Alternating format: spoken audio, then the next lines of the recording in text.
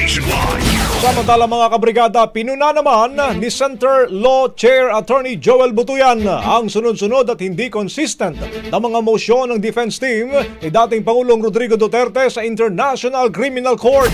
Kung maalala kasi, nagmosyon noon si Attorney Nicholas Kaufman na ipagpaliban na muna ang desisyon ng ICC sa hirit nilang interim release. Pero sa latest na pila nito ay pinamamadali nila ang pansamantalang kalayaan para sa dating Pangulo. Sa panayam ng Brigada News FM Manila kay Butuyan, isang ICC accredited lawyer, sinabi nitong nakantala sa proseso ang atras-abanteng strategy ng defense team ni Duterte at tila'y nasasayang ang oras at resources ng korte. Ayon pa kay Butuyan, imbes na mapabilis ang proseso ay naantala ito dahil sa laban-bawi strategy ng prosecution.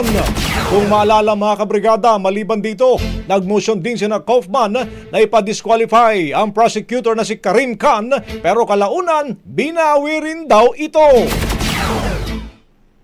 Yun nga yung aking pinagtataka kasi sinasabi ko sa mga ibang interviews at ibang forum na parang mistulang atras-abante, no? Yung ginagawa ng defense. Ilang linggo na lamang daw ay magsisimula na ang confirmation of charges hearing sa ICC kung saan inaasahan din daw na ilalabas ang documents containing the charges. Ang bahaging ito ay hatid sa atin ng NutriCleanse Herbal Capsule. Linis tiyan, sexy tiyan.